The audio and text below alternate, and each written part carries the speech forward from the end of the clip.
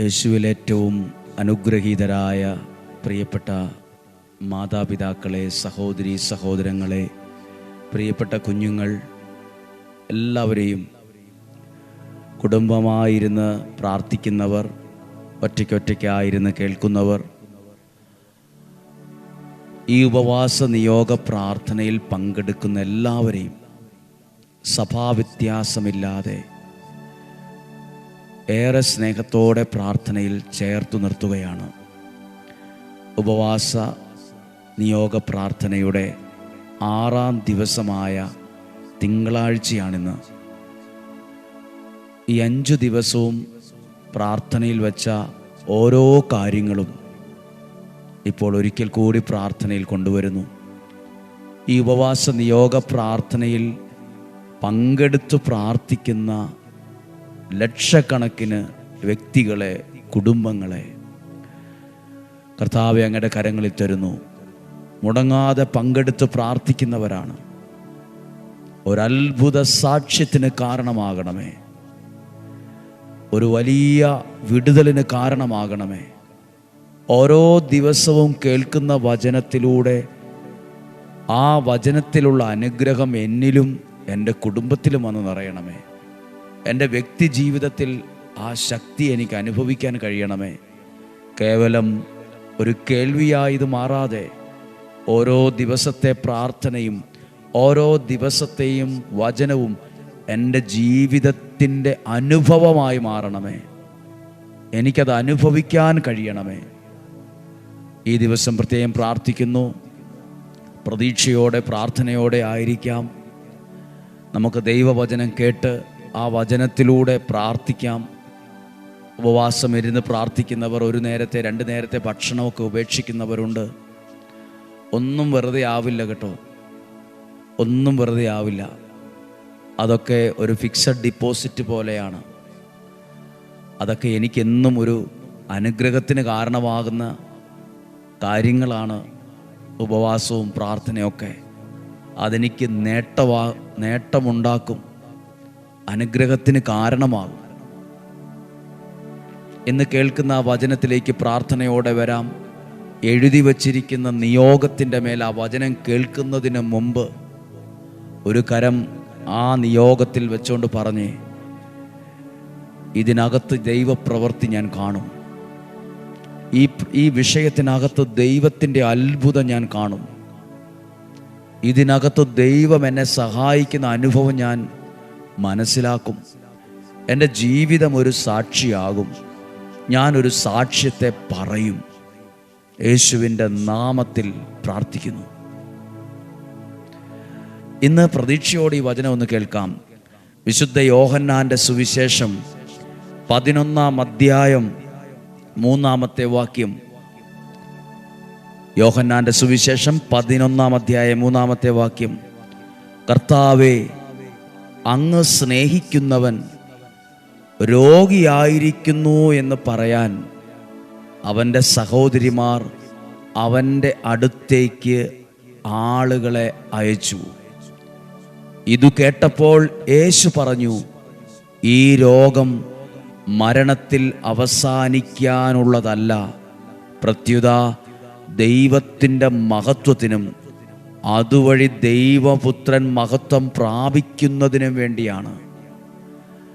ഇവിടെ നിങ്ങൾ ശ്രദ്ധിച്ചോ, ലാസർ എന്ന് പറയുന്ന ആ ഒരു മനുഷ്യൻ രോഗമായി മരണത്തോളം എത്തി നിൽക്കുന്ന സമയത്ത് ആ ലാസറിൻ്റെ സഹോദരിമാർ യേശുവിൻ്റെ അടുത്തേക്ക് ആളുകളെ അയച്ചിട്ട് ഇക്കാര്യം അറിയിക്കാൻ പറഞ്ഞയച്ചു.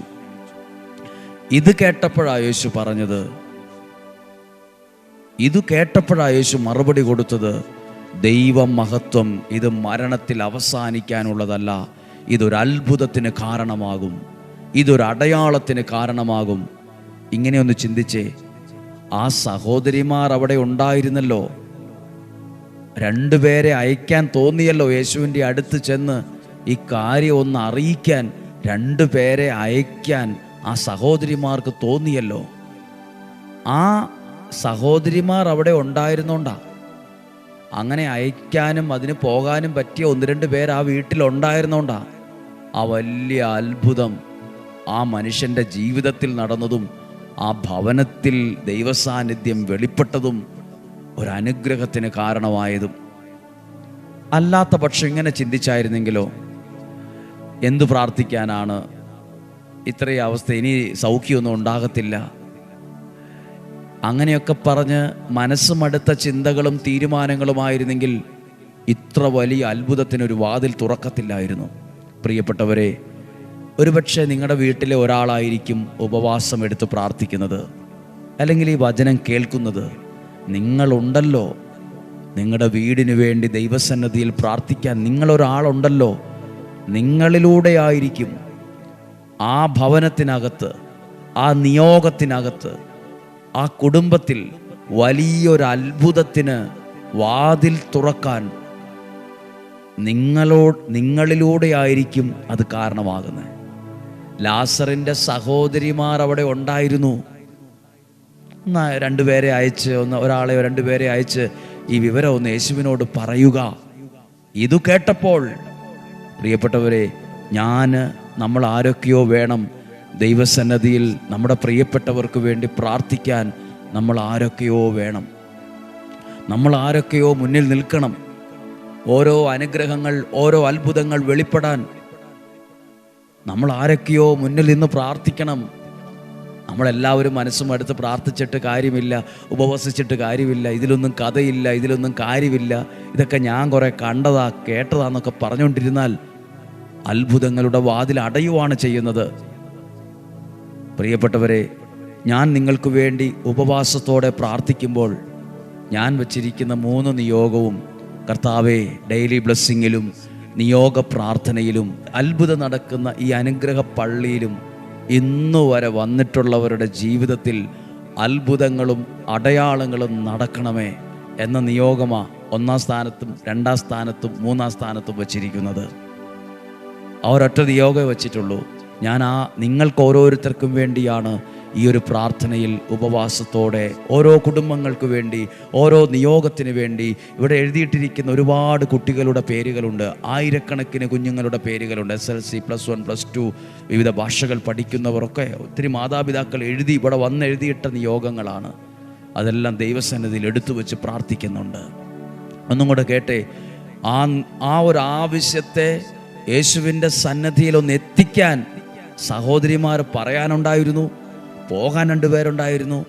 അതൊക്കെയാണ് ആ വീട്ടിൽ അത്ഭുതത്തിന് കാരണമായെങ്കിൽ പ്രാർത്ഥിക്കുന്ന നിങ്ങൾ, പ്രാർത്ഥിക്കുന്ന ഞാൻ, പ്രാർത്ഥിക്കുന്ന നമ്മൾ വലിയ അത്ഭുതത്തിന് കാരണക്കാരായി മാറും. വലിയ അനുഗ്രഹത്തിൻ്റെ വാതിലിനെ തുറക്കും. ദൈവ മഹത്വത്തിന് കാരണമാകും. ഒരു വാക്കുണ്ട്, ഇത് കേട്ടപ്പോൾ യേശു പറഞ്ഞത്, ഇത് മരണത്തിൽ അവസാനിക്കാനുള്ളതല്ല, പ്രത്യുത ദൈവ മഹത്വത്തിന് കാരണമാകും. ദൈവപുത്രൻ മഹത്വപ്പെടാൻ ഇടവരും. ഈ ഉപവാസ പ്രാർത്ഥനയിലൂടെ കിട്ടുന്ന അനുഗ്രഹം, അതിൻ്റെ ക്രെഡിറ്റ് എനിക്കോ നമുക്കാർക്കോ അല്ല, അതിൻ്റെ ക്രെഡിറ്റ് മുഴുവൻ ദൈവ മഹത്വത്തിന് കാരണമാകും, ദൈവത്തെ മഹത്വപ്പെടുത്താൻ കാരണമാകും. നമ്മളൊക്കെയും സാധാരണക്കാരും നിസ്സാരരും ദൈവത്തിൻ്റെ കയ്യിലെ ഉപകരണങ്ങളുമാണ്.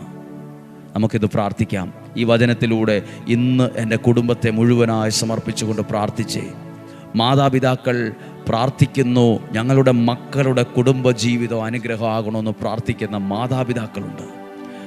മക്കളുടെ കുടുംബജീവിതം അനുഗ്രഹമാകാൻ പ്രാർത്ഥിക്കുന്ന മാതാപിതാക്കളുണ്ട്.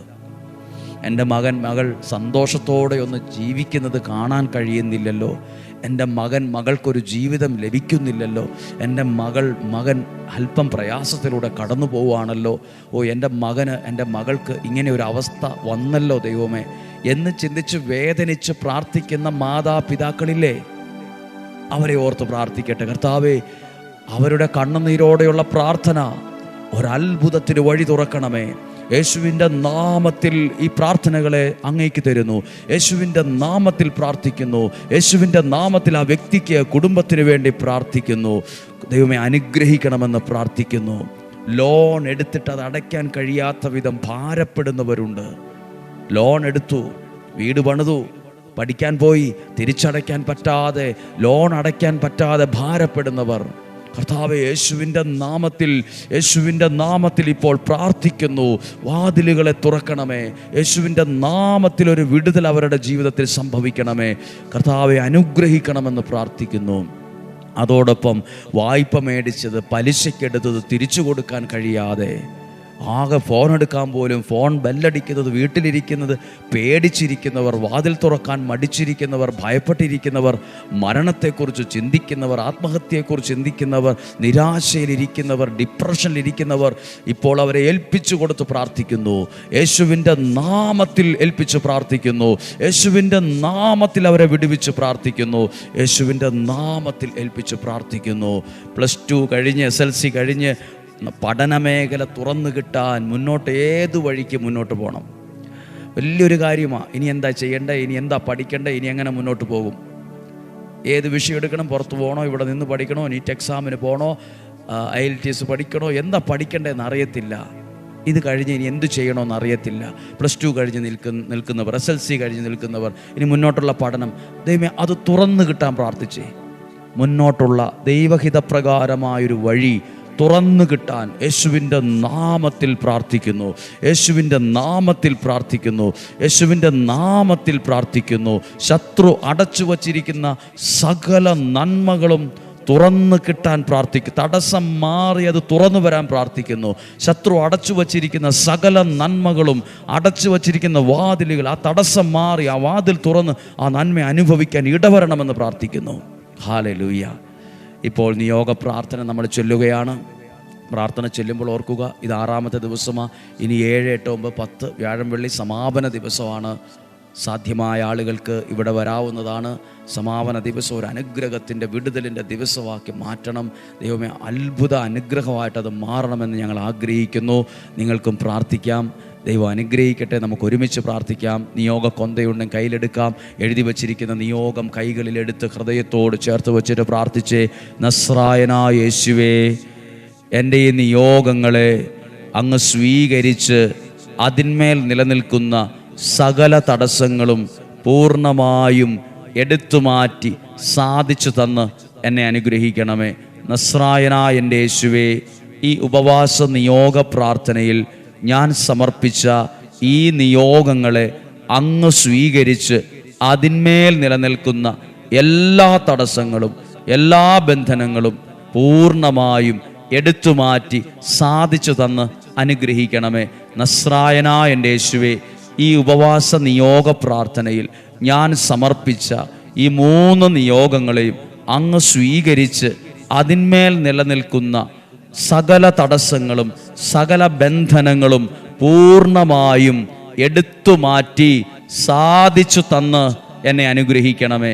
നസ്രായനായ എൻ്റെ യേശുവേ, ഈ ഉപവാസ നിയോഗ പ്രാർത്ഥനയിൽ ഞാൻ സമർപ്പിച്ച എല്ലാ നിയോഗങ്ങളെയും അങ്ങ് സ്വീകരിച്ച് അതിന്മേൽ നിലനിൽക്കുന്ന എല്ലാ ബന്ധനങ്ങളെയും എല്ലാ തടസ്സങ്ങളെയും പൂർണ്ണമായും എടുത്തുമാറ്റി സാധിച്ചു തന്ന് എന്നെ അനുഗ്രഹിക്കണമേ. ഹല്ലേലൂയ. എല്ലാവരും വിശ്വാസത്തോടെ ആ നിയോഗത്തെ തൊട്ട് പറഞ്ഞ്, അധികം വൈകാതെ ഞാനൊരു സാക്ഷ്യം പറയും. അതും പുഞ്ചിരിച്ച മുഖത്തോടെ, സന്തോഷത്തോടെ ഞാനൊരു സാക്ഷിയാകും. യേശുവിൻ്റെ ആശീർവാദം സ്വീകരിക്കാം. ഒരിക്കൽ കൂടി ഓർക്കുക, ലാസർ മരണത്തോളം അടുത്തു നിൽക്കുമ്പോൾ സഹോദരിമാർ വീട്ടിലിരുന്ന് കരഞ്ഞു എന്നല്ല, 2 പേരെ അയച്ചു. അങ്ങനെ അയക്കാൻ, പറയാൻ, നിർദ്ദേശിക്കാൻ സഹോദരിമാരുണ്ടായിരുന്നു. പോകാൻ ആളുണ്ടായിരുന്നു. പ്രാർത്ഥിക്കാൻ നമ്മൾ ആരൊക്കെയോ ഉള്ളതാണ് കേട്ടോ വലിയൊരു അനുഗ്രഹത്തിൻ്റെ വാതിലായി മാറുന്നത്. എത്ര തിരക്കുണ്ടെങ്കിലും അനേകർക്ക് ഇത് അയച്ചു കൊടുക്കണം. അനേകരോട് പ്രാർത്ഥിക്കാൻ പറയണം. ദൈവം അനുഗ്രഹിക്കട്ടെ. നമ്മുടെ കർത്താവ് ഈശോ മിശിഹായുടെ കൃപയും പിതാവായ ദൈവത്തിൻ്റെ സ്നേഹവും പരിശുദ്ധാത്മാവിൻ്റെ സഹവാസവും നിങ്ങളോടുകൂടെ ഉണ്ടായിരിക്കട്ടെ. കർത്താവ്, ഞങ്ങളുടെ വചനം കേൾക്കുന്ന, പ്രാർത്ഥിക്കുന്ന ഒരു കുഞ്ഞു പോലും നഷ്ടപ്പെട്ടു എന്ന് കേൾക്കാനിടയാകരുത്. ഒരാളും ആത്മഹത്യ ചെയ്തു എന്ന് കേൾക്കാനിടയാകരുത്. ഒരാളും പരാജയപ്പെട്ടു എന്ന് കേൾക്കാൻ ഇടയാകരുത്. പകരം അനുഗ്രഹിക്കപ്പെട്ടു എന്ന് കേൾക്കാൻ ഇടയാകണം. രക്ഷിക്കപ്പെട്ടു എന്ന് കേൾക്കാൻ ഇടയാകണം. നല്ല രീതിയിൽ ജീവിക്കുന്നു എന്ന് കേൾക്കാൻ ഇടയാകണം. പ്രത്യാശയോടെ മുന്നോട്ട് പോകുന്നു എന്ന് കേൾക്കാൻ ഇടയാകണം. അത്ഭുതങ്ങൾ നടന്നു എന്ന് കേൾക്കാൻ ഇടയാകണം. അടയാളങ്ങൾ സംഭവിച്ചു എന്ന് കേൾക്കാൻ ഇടയാകണം. മക്കൾ രക്ഷപ്പെട്ടു എന്ന് കേൾക്കാൻ ഇടയാകണം. വിവാഹം നന്നായി നടന്നു എന്ന് കേൾക്കാൻ ഇടയാകണം. ആരോഗ്യമുള്ള കുഞ്ഞിനെ ലഭിച്ചു എന്ന് കേൾക്കാൻ ഇടയാകണം. സൗകര്യമുള്ളൊരു വീട് ലഭിച്ചു എന്ന് കേൾക്കാൻ ഇടയാകണം. അനുഗ്രഹമുള്ളൊരു വാഹനം ലഭിച്ചു എന്ന് കേൾക്കാൻ ഇടയാകണം. സന്തോഷമുള്ളൊരു കുടുംബജീവിതം ഉണ്ടായി എന്ന് കേൾക്കാൻ ഇടയാകണം. കുഞ്ഞുങ്ങളുടെ സ്വഭാവത്തിൽ മാറ്റമുണ്ടാകുന്ന കേൾക്കുവാൻ ഇടയാകണം. അവർ നന്നായി പഠിക്കുന്നു എന്ന് കേൾക്കാൻ ഇടയാകണം. നിങ്ങളുടെ ബിസിനസ് നന്നായി പോകുന്നു എന്ന് കേൾക്കാൻ ഇടയാകണം. നിങ്ങൾ സാമ്പത്തികമായി ദൈവാനുഗ്രഹത്തിൽ അനുഗ്രഹിക്കപ്പെട്ടു എന്ന് കേൾക്കാൻ ഇടയാകണം. നിങ്ങളുടെ വിശ്വാസം വർദ്ധിക്കുന്നു എന്ന് കേൾക്കാൻ ഇടയാകണം. ദൈവത്തോടുള്ള ബന്ധം വർദ്ധിക്കുന്നു എന്ന് കേൾക്കാൻ ഇടയാകണം. അതിനുവേണ്ടി നിയോഗം വെച്ച് പ്രാർത്ഥിക്കുന്നു. യേശുവിൻ്റെ നാമത്തിൽ അനുഗ്രഹിച്ച് പ്രാർത്ഥിക്കുന്നു. ഇപ്പോഴും എപ്പോഴും എന്നേക്കും. ആമേൻ. നാളെയും 5:30 ഒരുമിച്ച് ഉപവാസ നിയോഗ പ്രാർത്ഥനയിൽ പങ്കെടുക്കാം. സ്വല്പ സമയമൊക്കെ ഇച്ചിരി കൂടിയിട്ടുണ്ട്, മനസ്സിലാക്കുക. അത് ഉപവാസ നിയോഗ പ്രാർത്ഥനയുടെ ഭാഗമായതുകൊണ്ടാണ്. ദൈവം അനുഗ്രഹിക്കട്ടെ. നല്ലൊരു ദിവസം. അധികം വൈകാതെ ഒരു സാക്ഷ്യം പറയാൻ ഇടവരും. നാളെയും 5:30 കാണാൻ സ്വർഗത്തിലെ ദൈവം ഇടവരുത്തും, സംരക്ഷിക്കും, സൂക്ഷിക്കും. ആമേൻ. അനുഗ്രഹം പ്രാപിക്കാൻ വേദനയോടെ വരും നേരം വേദനയെല്ലാം നീക്കണമേ, ഞങ്ങളുടെ യാചന കേൾക്കണമേ. അനുഗ്രഹം പ്രാപിക്കാൻ വേദനയോടെ വരും നേരം വേദനയെല്ലാം നീക്കണമേ, ഞങ്ങളുടെ യാചന കേൾക്കണമേ.